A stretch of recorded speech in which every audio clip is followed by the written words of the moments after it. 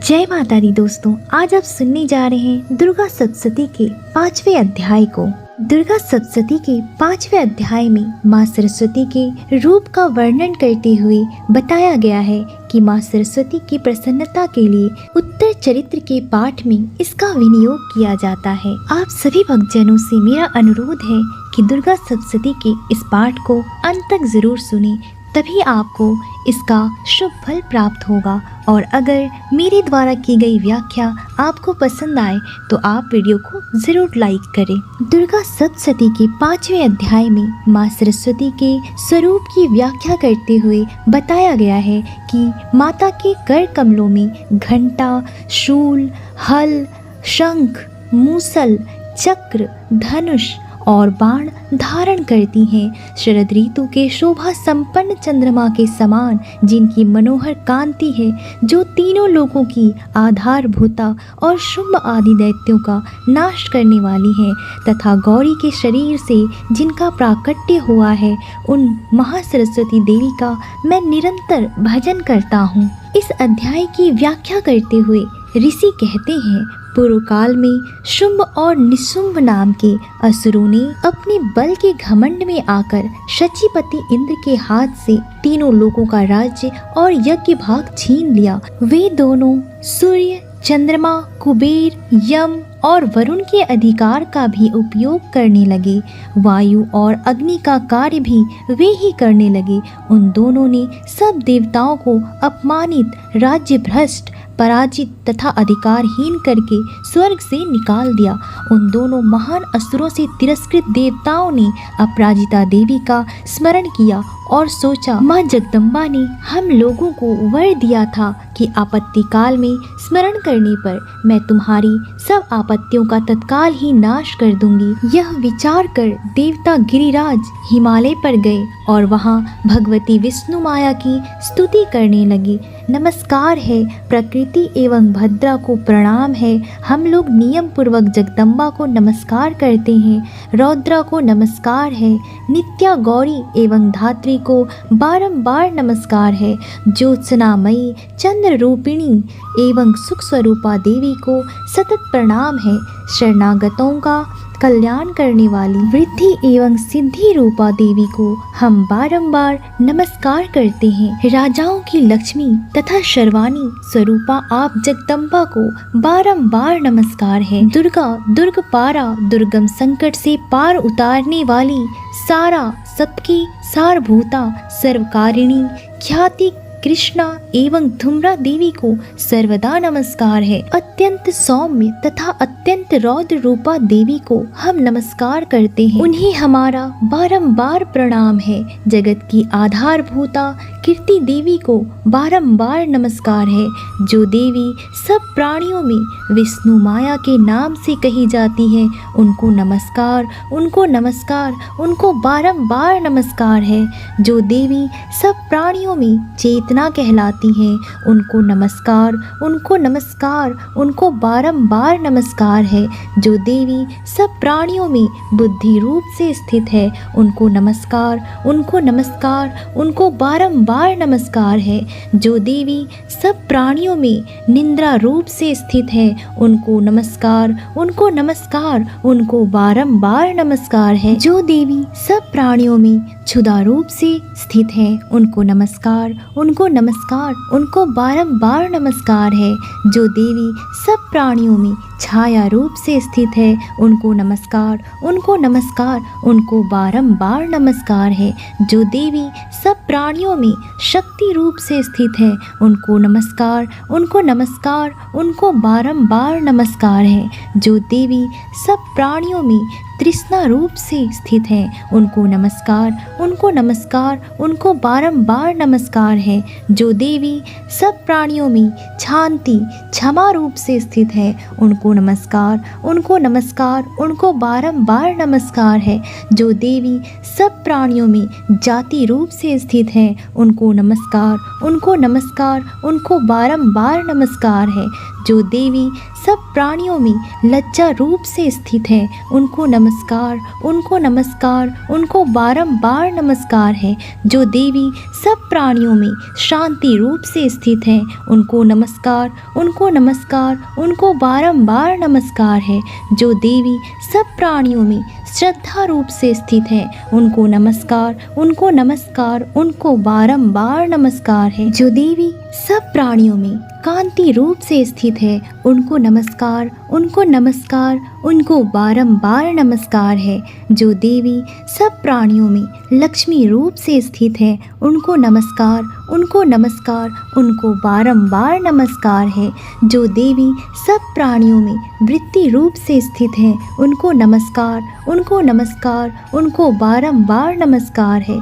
जो देवी सब प्राणियों में स्मृति रूप से स्थित है, उनको नमस्कार, उनको नमस्कार, उनको बारंबार नमस्कार है। जो देवी सब प्राणियों में दया रूप से स्थित है, उनको नमस्कार, उनको नमस्कार, उनको बारंबार नमस्कार है। जो देवी सब प्राणियों में तुष्टि रूप से स्थित है, उनको नमस्कार, उनको नमस्कार, उनको बारंबार नमस्कार है। जो देवी सब प्राणियों में माता रूप से स्थित है, उनको नमस्कार, उनको नमस्कार, उनको बारंबार नमस्कार है। जो देवी सब प्राणियों में भ्रांति रूप से स्थित है, उनको नमस्कार, उनको नमस्कार, उनको बारंबार नमस्कार है। जो जीवों के इंद्रिय वर्ग की अधिष्ठात्री देवी एवं सब प्राणियों में सदा व्याप्त रहने वाली है, उन व्याप्ति देवी को बारंबार नमस्कार है। जो देवी चैतन्य रूप से इस संपूर्ण जगत को व्याप्त करके स्थित है, उनको बारंबार नमस्कार है। पूर्व काल में अपने अभीष्ट की प्राप्ति होने से देवताओं ने जिनकी स्तुति की तथा देवराज इंद्र ने बहुत दिनों तक जिनका सेवन किया, वह कल्याण की भूता ईश्वरी हमारा कल्याण और मंगल करे तथा सारी आपत्तियों का नाश कर डाले। उद्दंड दैत्यों से सताए हुए हम सभी देवता जिन परमेश्वरी को इस समय नमस्कार करते हैं तथा जो भक्ति से विनम्र पुरुषों द्वारा स्मरण की जाने पर तत्काल ही संपूर्ण विपत्तियों का नाश कर देती है, वे जगदम्बा हमारे संकट को दूर करें। ऋषि कहते हैं, हे राजन, इस प्रकार जब देवता स्तुति कर रहे थे उस समय पार्वती देवी गंगा जी के जल में स्नान करने के लिए वहां आई। वह इतनी सुंदर भौहें वाली भगवती ने देवताओं से पूछा, आप लोग यहाँ किसकी स्तुति करते हैं? तब उन्हीं के शरीर से प्रकट हुई शिवा देवी बोली, शुभ दैत्य से तिरस्कृत और युद्ध में निशुंभ से पराजित हो यहाँ एकत्रित हुए ये समस्त देवता यह मेरी ही स्तुति कर रहे हैं। पार्वती जी के शरीर से अंबिका का प्रादुर्भाव हुआ था, इसलिए वे समस्त लोकों में कौशिकी कही जाती हैं। कौशिकी के प्रकट होने के बाद पार्वती देवी का शरीर काले रंग का हो गया, अतः वे हिमालय पर रहने वाली कालिका देवी के नाम से विख्यात हुई। तदंतर शुंभ निशुंभ के भृत्य चंड मुंड वहां आए और उन्होंने परम मनोहर रूप धारण करने वाली अंबिका देवी को देखा। फिर वे शुंभ के पास जाकर बोले, महाराज, एक अत्यंत ही मनोहर स्त्री है जो अपनी दिव्य कांति से हिमालय को प्रकाशित कर रही है। वैसा उत्तम रूप कहीं किसी ने भी नहीं देखा होगा। असुरेश्वर, पता लगाइए कि वह देवी कौन है और उसे ले लीजिए। स्त्रियों में तो वह रत्न है, उसका प्रत्येक अंग बहुत ही सुंदर तथा वह अपने श्री अंगों की प्रभा से संपूर्ण दिशाओं में प्रकाश फैला रही है। दैत्यराज, अभी वह हिमालय पर ही मौजूद है, आप उसे देख सकते हैं। प्रभु, तीनों लोकों में मणि, हाथी और घोड़े आदि जितने भी रत्न हैं वे सब इस समय आपके घर में शोभा पाते हैं। हाथियों में रत्नभूत ऐरावत, यह पारिजात का वृक्ष, यह उच्चैश्रवा घोड़ा, यह सब आपने इंद्र से ले लिया। हंसों से जुता हुआ यह विमान भी आपने अपने आंगन में शोभित कर लिया। यह रत्नभूत अद्भुत विमान जो पहले ब्रह्मा जी के पास था, अब आपके यहाँ लाया गया है। यह महापद्म नामक निधि आप कुबेर से छीन लाए हैं। समुद्र ने भी आपको किंजलकिनी नामक माला भेंट की है, जो केसरों से सुशोभित और जिनके कमल कभी भी नहीं कुमलाते हैं। सुवर्णों की वर्षा करने वाला वरुण का छत्र भी आपके घर में शोभा पाता है, तथा यह श्रेष्ठ रथ जो पहले प्रजापति के अधिकार में था, अब आपके पास मौजूद है। दैत्येश्वर मृत्यु की उत्क्रांतिदा नामक वाली शक्ति भी आपने छीन ली है, तथा वरुण का पाश और समुद्र में होने वाले सब प्रकार के रत्न आपके भाई निशुंभ के अधिकार में हैं। अग्नि ने भी स्वतः ही शुद्ध किए हुए 2 वस्त्र आपकी सेवा में अर्पित किए हैं। दैत्यराज, इस प्रकार सभी रत्न आपने एकत्र कर लिए हैं। फिर जो यह स्त्रियों में रत्न रूप कल्याणमयी देवी है, इसे आप क्यों नहीं अपने अधिकार में कर लेते हैं? ऋषि कहते हैं, चंड मुंड का यह वचन सुनकर शुंभ ने महादैत्य सुग्रीव को दूत बनाकर देवी के पास भेजा और कहा, तुम मेरी आज्ञा से उसके सामने ये बातें कहना और ऐसा उपाय करना जिससे प्रसन्न होकर वह शीघ्र ही यहाँ आ जाए। वह दूत पर्वत के अत्यंत रमणीय प्रदेश में जहाँ देवी मौजूद थी गया और मधुर वाणी में कोमल वचन में बोला, हे देवी, दैत्यराज शुंभ इस समय तीनों लोकों के परमेश्वर हैं। मैं उन्हीं का भेजा हुआ दूत हूँ और यहाँ तुम्हारे ही पास आया हूँ। उनकी आज्ञा सदा सब देवता एक स्वर से मानते हैं, कोई उसका उल्लंघन नहीं कर सकता। वे संपूर्ण देवताओं को परास्त कर चुके हैं। उन्होंने तुम्हारे लिए जो संदेश दिया है उसे सुनो। संपूर्ण त्रिलोकी मेरे अधिकार में है। देवता भी मेरी आज्ञा के अधीन चलते हैं। संपूर्ण यज्ञों के भागों को मैं ही पृथक पृथक भोगता हूँ। तीनों लोकों में जितने श्रेष्ठ रत्न हैं वे सब मेरे अधिकार में हैं। देवराज इंद्र का वाहन ऐरावत जो हाथियों में रत्न के समान है, मैंने छीन लिया है।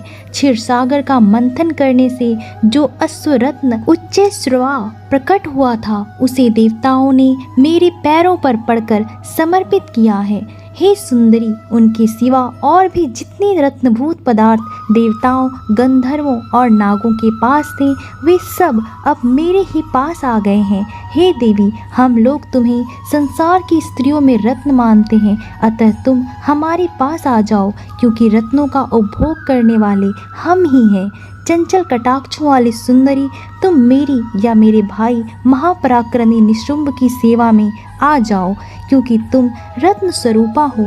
मेरा वर्ण करने से तुम्हें तुलना रहित महान ऐश्वर्य की प्राप्ति होगी। अपनी बुद्धि से यह विचार कर तुम मेरी पत्नी बन जाओ।